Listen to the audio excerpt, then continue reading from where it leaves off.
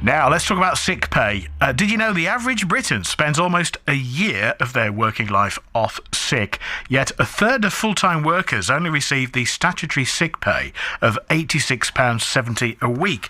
Stress and depression are the most common causes of long-term absence.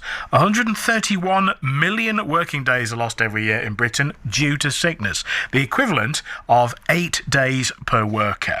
This is what people in the borough think about sick pay. It's a lot. It's too much, really. People should only be having about a week. You should be paid normally, but only up to a certain time. If you go over that time, then your pay should be reduced, depending on how long you're off, and just stopped if you're off for too long. If you've got a more serious terminal illness, you may need more time than someone who has a flu in December. I guess a year is quite a long time to have off out of your 40 years that we work. I've been off 1 week in 40 years of work. They should definitely lose pay for having sick.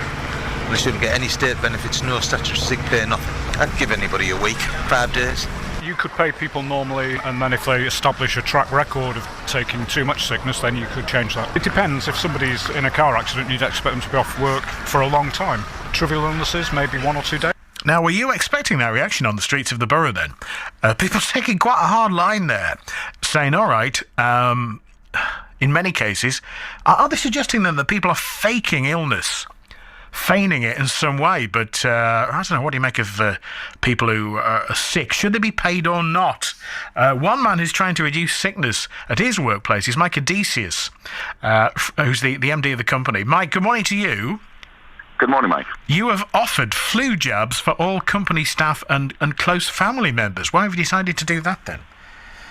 I believe it's the responsibility of the employer to actually help his staff to get those sick days down as much as possible. So if you're not assisting, then it's your own fault if staff are absent from time to time.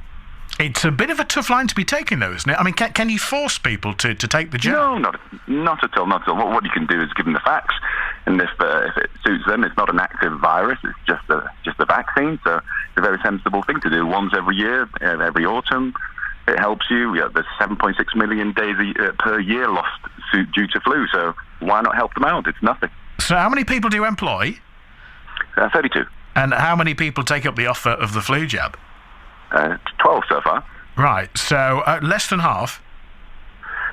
That's the case, but obviously everybody has their own opinion about whether it works and possible side effects or scared of needles, so we've got to take that into account and accept that 12 is 12 more than 0. Yeah, and what's your take then, Mike, on sickness levels generally in this country? Do you think they're too high?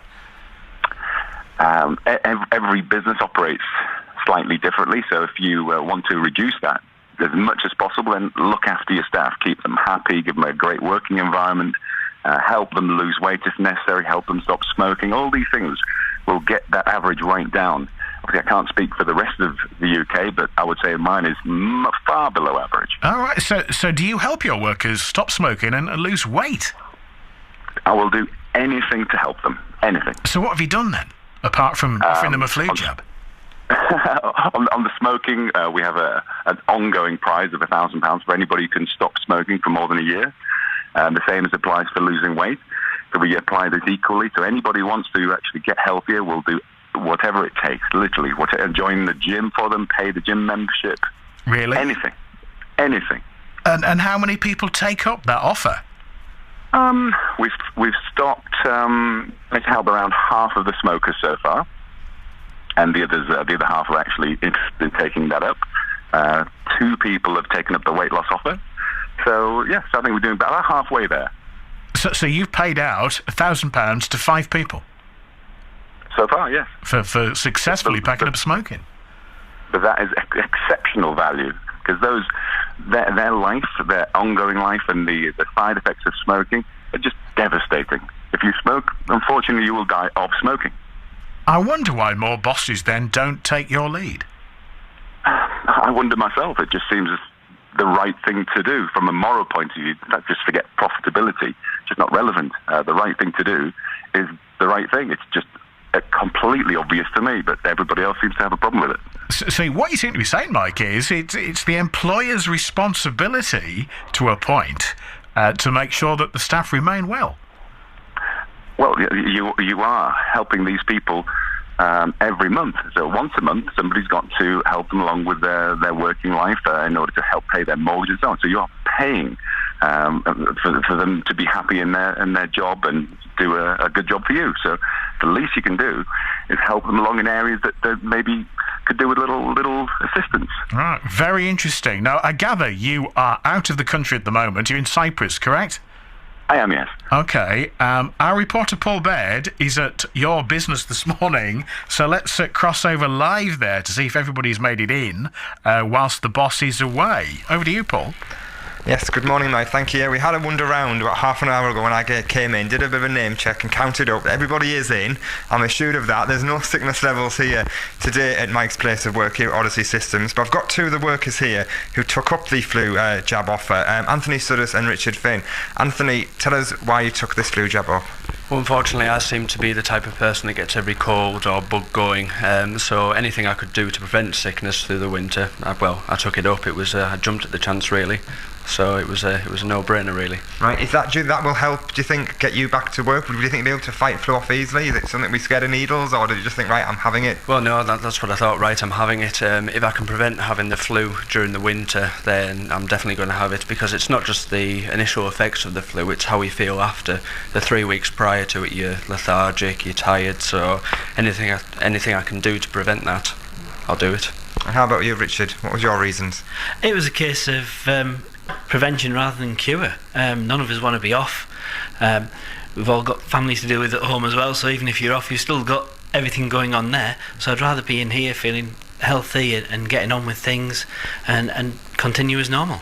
Is there a pressure on people, do you think, generally in the current climate where jobs are scarce, to actually drag themselves into work regardless of how they're feeling?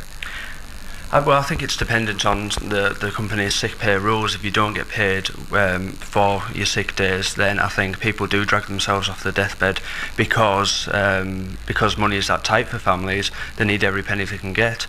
Whereas if people do get sick pay, I think there's a tendency to take that day off. So I thought, well, I think if people are offered sick pay, some people see it as do you know what, maybe today.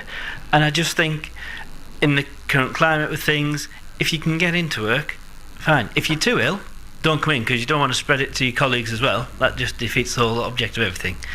But I think most people now are pretty like, you know what, I can make it in. Let's go and do a day's work.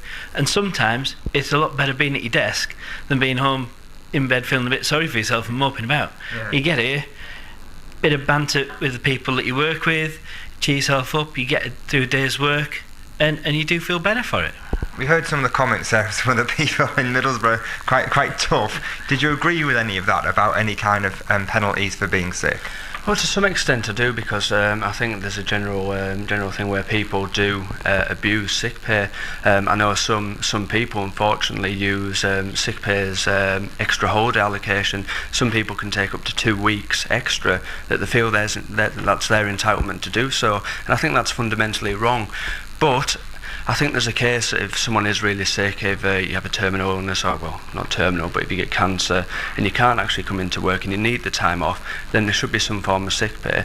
But maybe for the general one-day cold, maybe not. Are we losing the stiff British upper lip at all? I think with the current climate, people that suddenly, maybe on a Monday morning, think, do you know what, I can't be bothered now, thinking, yeah, we need to get ourselves in. And I think it's right. Why should the employer pay for you just to have a day off and go out shopping or do whatever you feel that you can get on with? Well, Richard, Anthony, thank you both very much. Well, Mike, like I say, so hopefully there'll be no flu over here this winter, and hopefully I won't catch anything myself before I leave this morning. Absolutely. Thank you very much. Well, we're taking your calls and comments on this now. Interesting. A number of people then see sick pay and taking time off on the sick as a part of their holiday allocation.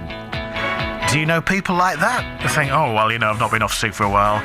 I can throw a sick. Is it time to put an end to sick pay then? If you're a casual worker, if you're a freelance, if you don't work, you don't get